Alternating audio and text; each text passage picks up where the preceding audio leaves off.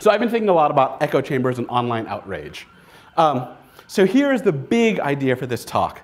My interest is in the possibility that we're simplifying our morality and our values for pleasure. That having more complex and nuanced values is a little more painful to go about in the world, and having a simpler one is a little more safe, secure, communal. And I'm even more worried that because of this possibility, one of the things that might happen is that people out there are consciously designing systems to encourage us to simplify our value system, okay? The idea is, this is a kind of conceptual engineering idea. I'm worried, the big reveal that I'm supposed to say for the end, but I'm going to say now, the big worry I have is that people are engineering systems designed to create sticky narrow-mindedness, right? That's the idea. That's where all this stuff is headed. So first, echo chambers. Probably the reason I'm here and talking to you is because I wrote this thing that went, apparently philosophy pieces can go viral. This thing went viral. It had more readers than I could even imagine. And this article was based on this book, which I think everyone should read, by Kathleen Hall Jamieson and Joseph Capella, on echo chambers, which is a study of Rush Limbaugh and Fox News in the 90s and early aughts and how they operated. So one of the things I noticed was everyone in sociology and political philosophy and journalism were using these two terms as synonymous. One is filter bubbles, and the other is echo chambers. And if you go back and read the original text that introduced these ideas, I'm a philosopher, so I'm always doing this, like this is the book where the idea of echo chambers came from, you'll discover that they're actually totally different concepts, okay? So a filter bubble, which an author named Eli Pariser made this term famous, is something where you don't hear the other side, okay? The idea of a filter bubble is all your friends on Facebook and Twitter have your political alignment, so you're never exposed to the other side, right? It's a not hearing. In Jamieson and Capella's book, they talked about an echo chamber as something where you were taught to distrust the other side, right? And those are two totally different concepts, right? And I think it's very clear from an analysis of what happens with Fox News and Rush Limbaugh that people who are inside the Rush Limbaugh world actually perfectly have access to and hear counter-arguments on the other side. They have a story that tells them that the other side is corrupt, untrustworthy, that there's a liberal elite in charge of the newspapers, and that it's all made-up fiction, right? So an echo chamber in the original text and in my excavation of it is a structure where insiders are taught to distrust outsiders and where everyone who doesn't share your core beliefs is an outsider, right? This has the structure, this should be a familiar structure. This kind of has the structure of a cult, right? This is what cults do. They teach people on the inside that everyone on the outside is malignant and out to get them. So it's an isolation not of like avenues of communication, but it's an isolation of who you trust. So one of the most interesting things about echo chambers that comes up in the Jamieson Capella is that echo chambers are almost always associated with conspiracy theories. So there's a good explanation of this from a philosopher named Andre Begbie. He has this great paper that I found really useful in understanding this called evidential preemption, and this is how it works. So in evidential preemption, let's say I'm Rush Limbaugh, right? Let's say, for the moment, pretend that you're my followers and imagine I'm Rush Limbaugh. And I say to you, look, everyone out there in the media is out to get me. So I make a prediction. When you go out there and when you read other people talking about me, they're going to say I'm a liar, they're going to say I'm getting all this wrong, but that's just a conspiracy out to get me, your hero, right? So notice what I've done. I, Rush Limbaugh, have made a prediction about what other people are going to say, and then you go out there and then you see that CNN says those same things about me, and my prediction is confirmed, so you have a further reason to trust me. Does that make sense? So it's kind of, I mean, I think of it as like intellectual judo. Not only am I like blocking incoming evidence, but I'm making you trust me more in that block, right? So this is going to be really important, so just lodge this in your head. So here's the question I had after I finished writing this piece. This is what I want to talk about today.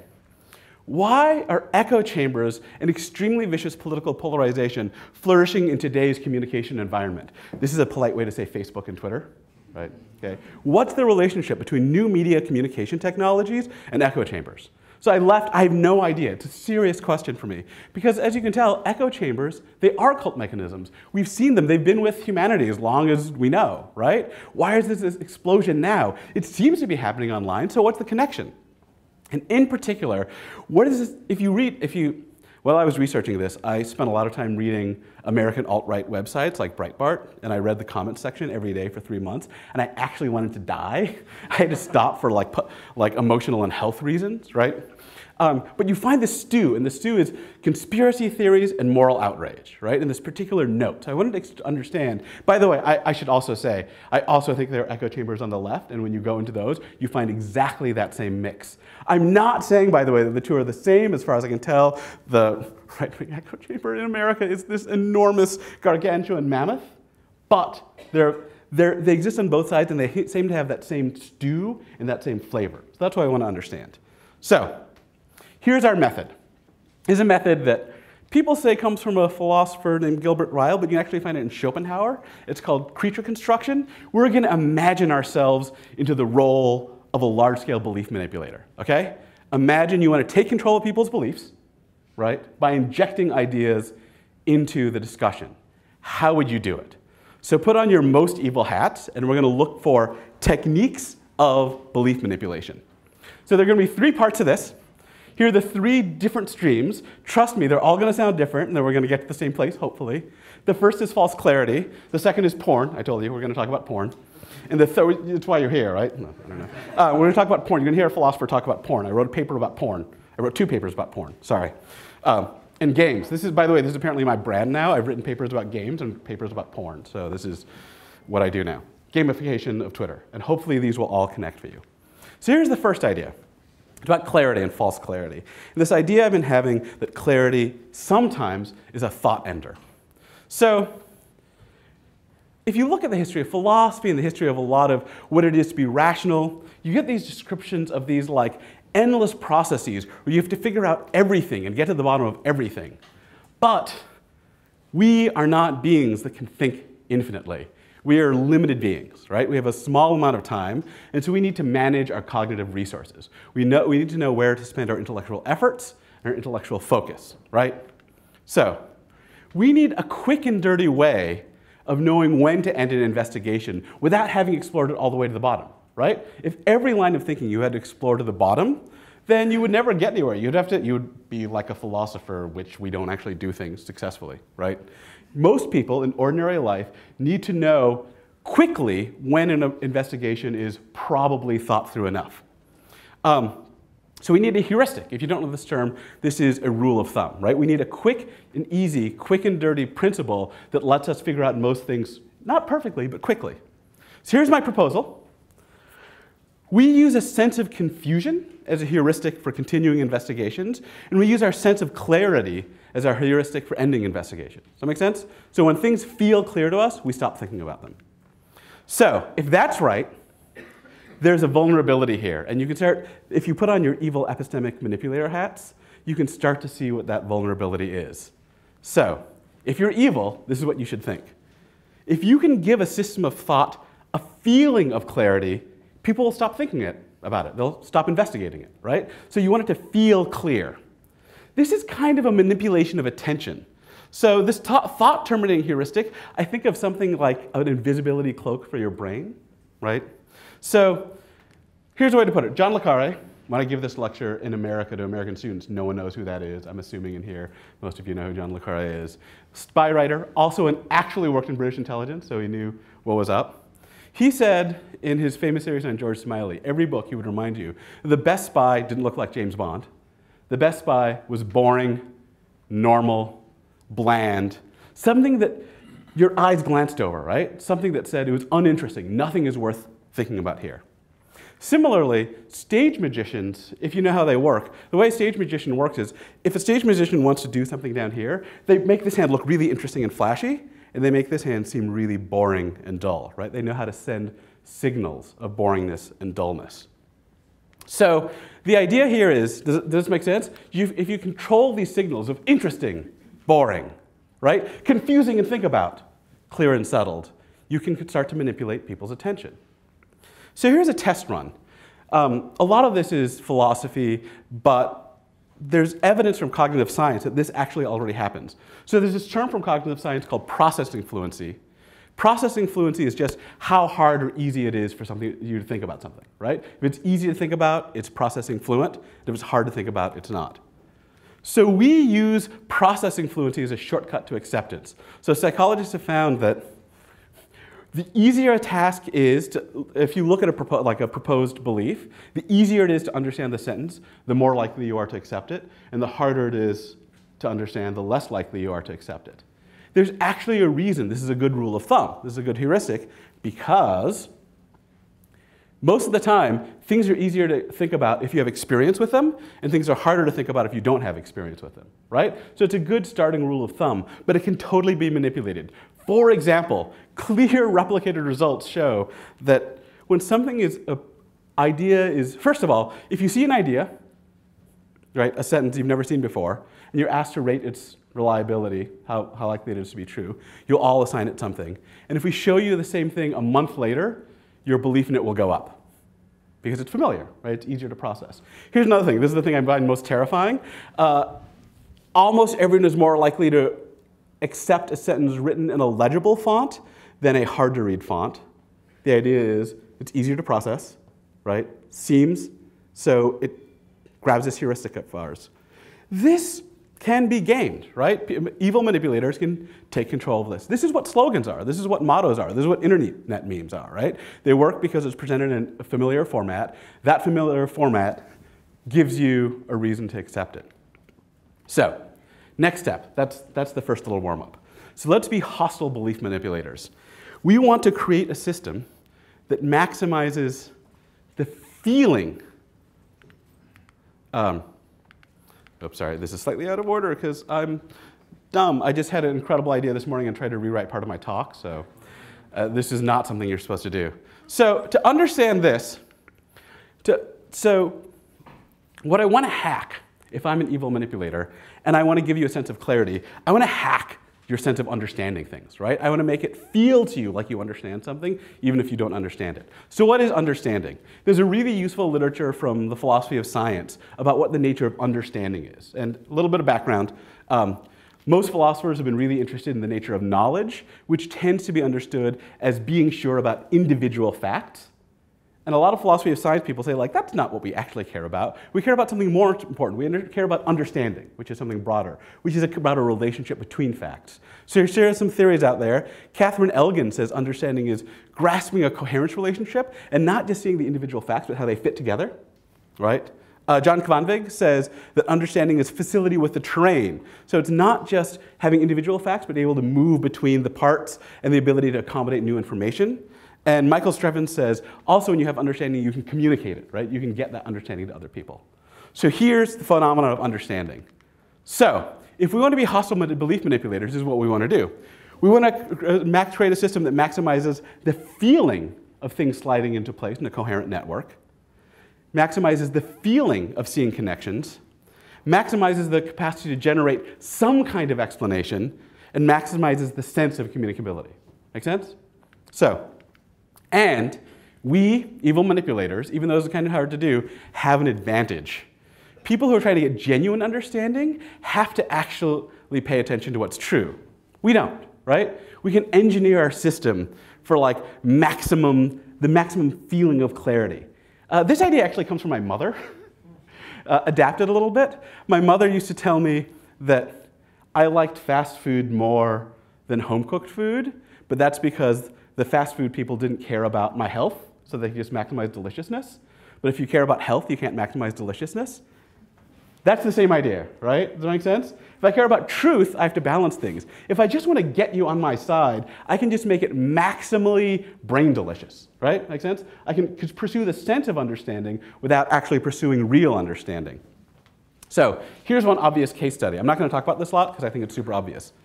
A Rush Limbaugh-style echo chamber that has a conspiracy theory maximizes this sense, right? If you have a conspiracy theory that explains everything in terms of one great global conflict in which all these people are out to get Rush Limbaugh, right?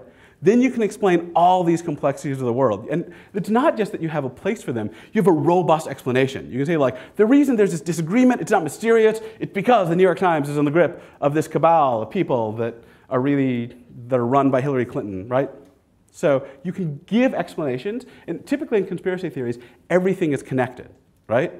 And if you make, instead of 1,000 different forces going on in the world, but one central force going on in the world, you can have the feeling of creating explanations for everything. And notice that conspiracy theories that you find in Rush Limbaugh type circles, it's really easy to generate explanations, right? Does that make sense? So I think it's really obvious here that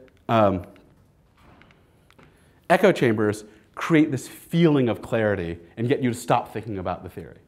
Okay, I want you to all to hate this for a second, because you all probably think you're not believing in one of these, and then I'm going to give you something else that I think you may be part of, that I'm certainly part of. Here's another example of false clarity. I think bureaucratic metrics, indicators, and quantitative assessments also give you the same false sense of clarity. So there's this fabulous book from Theodore Porter, who's a history of the culture of quantification, and you all should read this. This book is like, it's felt to me like an unlocking of everything that was interesting and important about the world right now. It's a book called Trusted Numbers.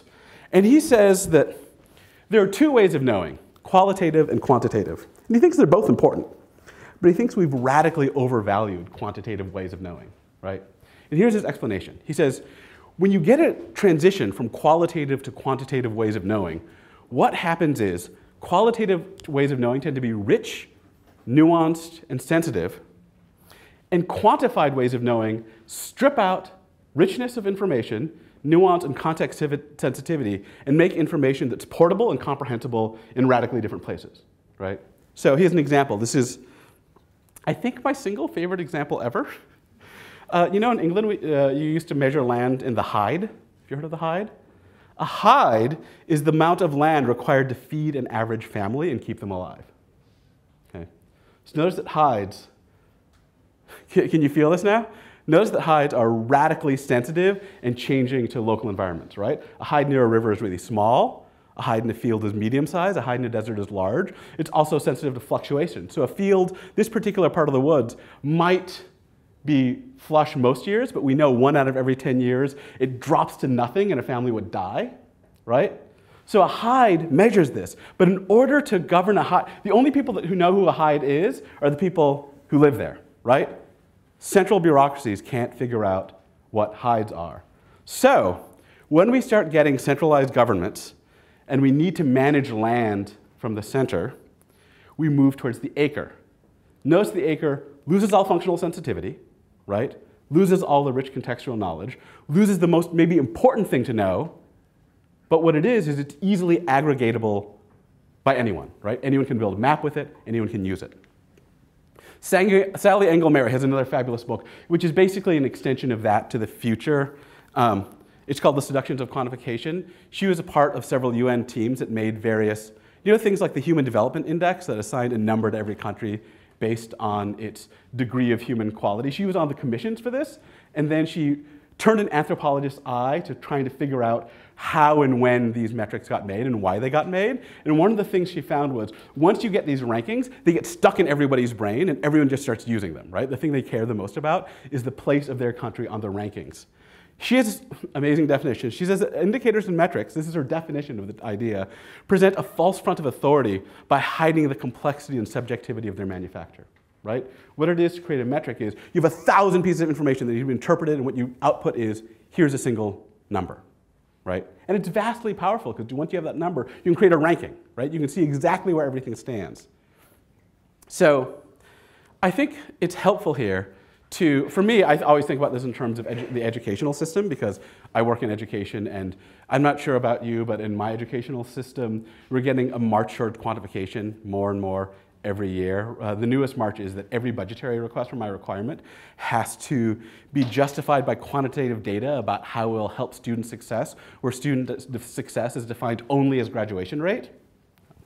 Okay, so I want you to imagine for the moment the difference between a GPA system in education and one based on qualitative imagination. Someone told me that GPA is an American term. So what happens in America is everyone gets a letter grade, A minus, B plus B, and each of those is translated to a number. So you know, an A is a 4.0, a B is a 3.0, and then we have a number, right? And then you can average this. So GPA stands for grade point average, which is the average of all your scores in all your classes. So everyone comes out of college with a GPA. Do you have something equivalent here? I was told that the GPA is like weirdly American. Anyway, so when you come out of college, you have a GPA, a single number that represents your entire college experience, right? Same with high school. When you apply, the most important thing is your GPA. So imagine the difference between a GPA system in education and one based entirely on qualitative evaluation, right? The qualitative evaluations, you could make rich and context sensitive. I could tell each student what they needed to work on, what they should be proud of. I could keep in mind what they wanted to do in their life, right? But that couldn't be aggregated, couldn't be overviewed by administrators, right? I couldn't summarize it quickly if I was an admissions officer. So we need GPAs instead. So what GPAs give you is easy cognitive facility, a sense of power and understanding, right? Because what you can do with them is you can aggregate a student's lifetime performance into a single number. You can aggregate a school district's performance into a single number. You can set up cutoff points for eligibility. So if you look at how GPAs get sorted, right? If a bunch of people are applying to one school, that school will just organize them in a spreadsheet by GPA and assign an arbitrary cutoff and then just not look at anyone below that arbitrary cutoff, right? That gives you an enormous sense of understanding. You can manipulate the elements, order them, and see them connections instantly, and instantly rank things. There's this incredibly interesting book called The Engines of Anxiety by a sociologist named Wendy Esplund and another sociologist named Michael Sauter. And it's, you know, the US News and World Report's rankings of law schools? So there's a ranking of law schools by number. It charts what happened to legal education when that ranking showed up. And the answer is it destroyed it and the profession maybe, right? So one of the things she thinks, and I think this is super interesting. Sorry, this is an important example. So she says before that, every school had a mission statement, and the mission statement set its goal, and a lot of different schools could have different goals, right? One school could be, we're going to create top corporate lawyers. Another school could be, we're going to create lawyers that engage with the community, right? And with good moral standing. When the US News and World Report comes along, the things it cares the most about are entering GPA and LSAT scores of the students and legal employment rates when the students leave, right? So what happens is any student that admits people on any other basis drops in the rankings. So they say when this came around, it created an enormous value realignment where law schools were no longer allowed to have different missions with different values, right? Instead, they had to conform to whatever values were behind the rankings, or they would lose students and lose funds. And the reason the US News and World Report is so satisfying, is so catchy, is before it, students had a really hard time figuring out what school they would go to, right? But now instead, there's this easy, legible ranking that presents an authoritative, as finalized, as understood, simple ranking. Does that make sense? Okay. So here's the worry. US News and World Report rankings get students to stop considering their own values and thinking about the wide variety of values of law schools through a show of false clarity, a ranking. So here's the idea I want you to concentrate on going forward as I've been packing your brain with weird stuff. Quantitative systems produce a sensation of clarity by discarding information and nuance and focusing on only some features. Does that make sense? So if you cut away a lot of the nuance, then it's much easier to stack up data together and aggregate it. You get a feeling of power, but only when you discard a lot of information. So to sum up, part one. The sense of clarity can be used to end thinking. It's a useful point of vulnerability for thought hacking, and there are two methods: oversimplifying explanations and oversimplifying numerical representations of complex data, right? I just want to be clear here. I'm not saying numbers are bad. I'm not saying science is bad. I'm saying some things are easily measured, and some things, like educational quality, are really hard to measure, but we're like too attracted to hypersimplified measures of it. Okay, that's part one. Part two, what you've been waiting for, porn. So this is from a paper I co-authored with Becca Williams. There's also, oh, by the way, I'll tell you later. We also wrote a New York Times about it that you can read. So we were really interested in what started as, I will admit, a dumb drunk Facebook conversation between me and Becca on someone else's thread about the philosophers love to define things, and we were drunk, and we were trying to define porn in the generic sense. This means, so there's this new use of porn, food porn, real estate porn, closet porn. My wife loves this. Let me give you some examples. Food porn. My wife loves this site called thingsneatly-organized.com. And whenever she feels stressed, it's just like thousands of pictures like that. And everyone on the site calls it organization porn, poverty porn. While we were writing the paper, a comedian on Saturday Night Live was like, I'm sick and tired of all this impeachment porn. And we were like, we know what you mean, right? So there's this new sense of porn that we're all using. We all know what it means. What's the definition? So we borrow from Michael Ray's definition of sexual pornography. Here's the actual definition. I'm not going to read this. I just want to show it to you so you can be impressed by how technical it is. But the short version is Michael Ray's definition of sexual pornography is that to use something as sexual pornography is to look at that thing's represented sexual content for immediate sexual gratification without interest in personal intimacy. That make sense? So we thought, that sounds right. Let's generalize it. Here's our account of a generic porn. You use something as X porn for any X when you use a representation of X for immediate gratification freed from the typical attending costs and consequences of actually engaging with the real thing. That make sense? So, food porn. You get immediate gratification from a representation of food without the cost and effort and calories of actually eating it, right? Real estate porn, which is really common in the West Coast because no one can afford anything. Probably London too, I'm sure London too, there's real estate porn. Getting the immediate gratification of representations of real estate without the cost and effort of buying and maintaining it. Make sense? Okay? If that's right, we should be able to see new versions of porn. Here's one, moral outrage porn. Moral outrage porn is using a representation of moral outrage for immediate gratification freed from the costs and consequences of actual moral engagement. So actual moral engagement includes trying to get things right, trying to be nuanced, being attentive to the truth, actually acting on it. If you can't tell, I think most of online life is moral outrage porn. Does it make sense?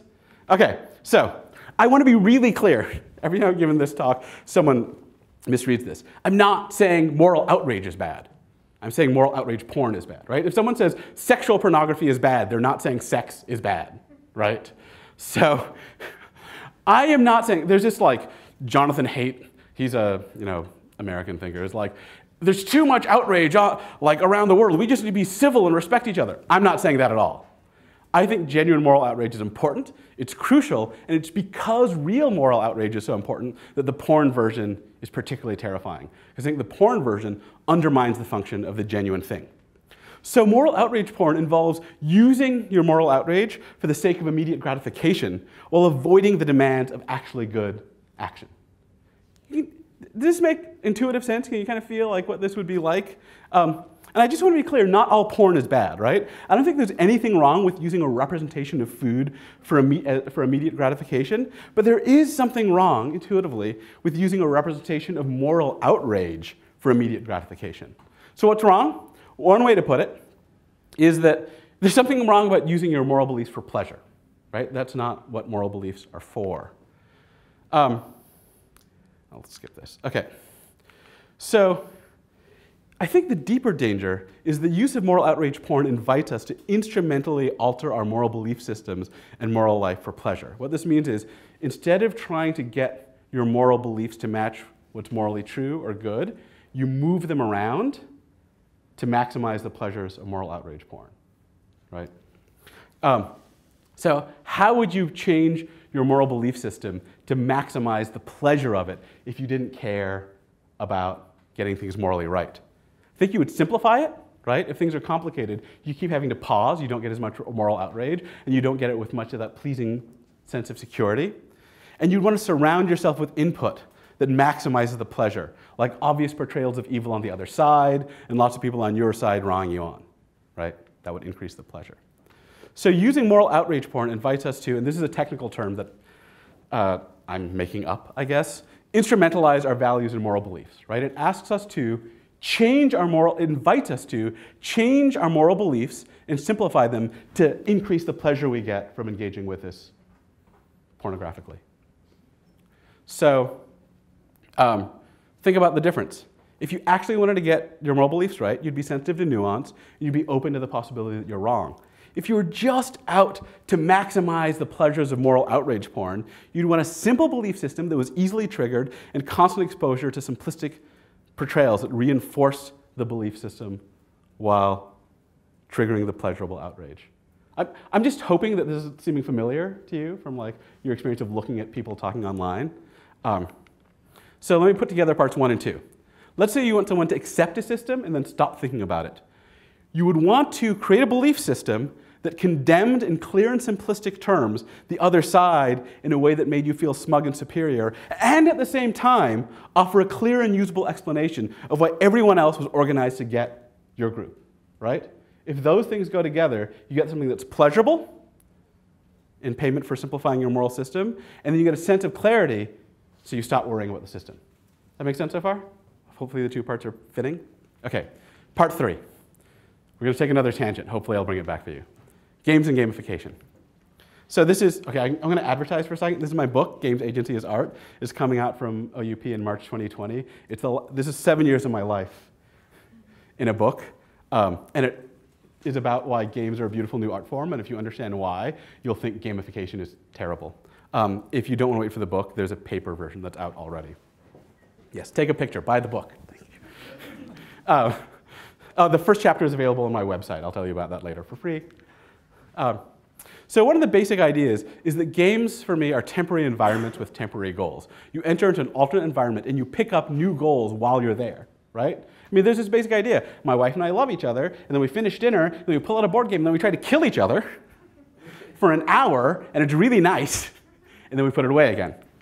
So I got into this project because I was teaching some philosophy of art about games, and I read all the stuff about games as an art form, and I didn't believe any of it, because it all talked about games as a kind of fiction or a movie, and that didn't seem right to me. It seemed like that was just the application of an old theory. So I went looking for a theory about the artistic medium of games. So what's the medium, like, you know, oil is the medium of oil paint, watercolor is the medium of watercoloring. What's the medium of games?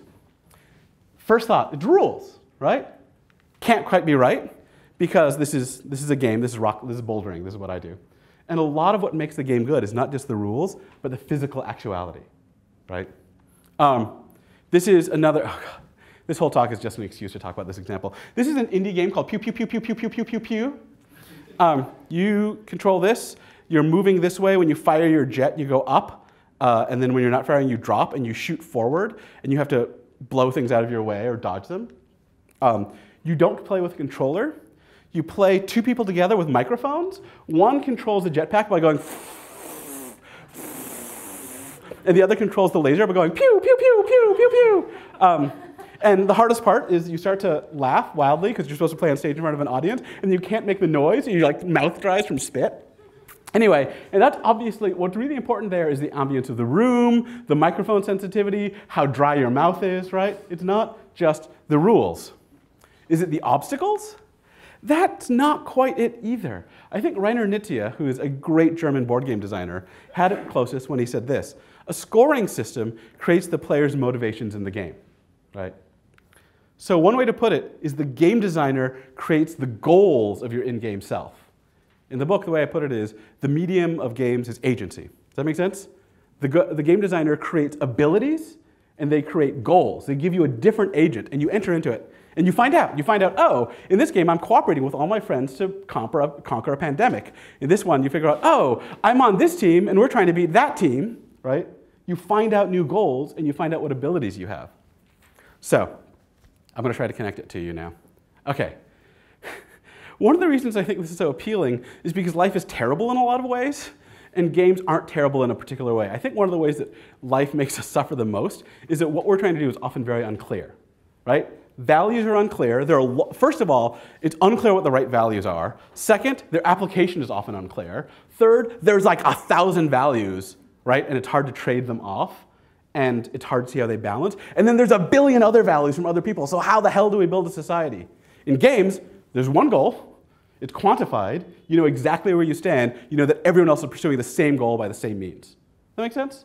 So I think life is kind of this existential value torture. And games give us a little bit of oasis from that. Make sense? For a little bit, you know exactly what the point is.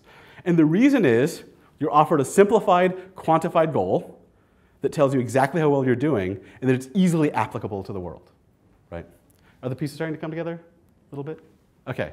So games tell you what to care about. And we've developed this enormous capacity, anyone who's played games, to do this thing where you read a sheet of paper and it tells you that something is worth points, and you just care about that, right? So my worry is that can be good in games, but when we do that on Twitter, we destroy society. Okay. In games, I think it's okay because the goals in games are temporary and disposable, right? The points don't connect to anything else in a lot of games. The world is temporary. But in gamification, you simplify goals in actual life. So gamification, here's my worry. Gamification threatens to change the target. When you gamify something in the world, like education or Twitter, when you give people points for engaging in public discourse, right? You might suddenly, instead of caring about getting things right in public discourse, you might suddenly just care about doing whatever it is that gets you the most points. And we know what gets you the most points on Twitter. It's moral outrage. Content with moral outrage gets 4 times as much attention and spread as any other content. Well-measured result. So, consider a phenomenon. I've been thinking about this a lot. Call it value capture. Value capture is what happens when you have rich and subtle values. You're placed in a social or institutional system that offers you simplified, typically quantified versions of those values, and then everything turns to crap. Here are some examples. Academic assessment, grades, retweet numbers, Facebook likes, numerable wine scoring, Fitbit numbers, Rotten Tomato scores, maybe money.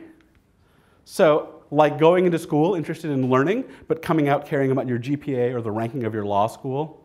Or starting to exercise for your health, but then just getting obsessed with maximizing your Fitbit step numbers. I just saw someone nudge their partner. Or your BMI. Trying to control your diet for health, but getting obsessed instead with lowering your BMI and weight. Starting to tweet for the sake of truth, justice, and conversation, and ending up just doing whatever makes you go viral the most. Those are all value capture instances. By the way, I just want to say, a lot of the philosophy I do is very personal, and I'm a former game addict, and I can just feel the same systems inside Twitter just being like, I'm going to level up. I'm going to pass into thousands of followers now. That's leveling up. Sorry. So notice in these cases, there's a game scoring mechanism. We're offering you a clear, quantified measure of some dimension, and you tend to become motivated to change your values towards it because it makes the activity of pursuit clearer and crisper and more pleasurable like a game. But to do that, you have to simplify your values. So, Twitter, I've already talked about this enough. You understand why I think Twitter is a gamification of public discourse. So gamification also threatens to get us to instrumentalize our values, right? If you simplify your values and you start caring about something attached to points, it'll feel more like a game, and it'll be more pleasurable, and things will be more existentially clear than you actually have to cope with the hideous existential nuance of the value horror of the pluralistic world. So another way to put it, in games, we put value blinders on. Does this make sense? Like in games, you don't care about anything else except getting points, right? We're trained in games to just care about whatever it is that gives you points. You care about victory conditions and nothing else. So inside the game, that just gives you relief from horror. But if I was a belief manipulator, I'd want you to have value blinders on, right? I'd want you just to care about the thing that helped my side, and I wouldn't want you to pay attention to the other stuff.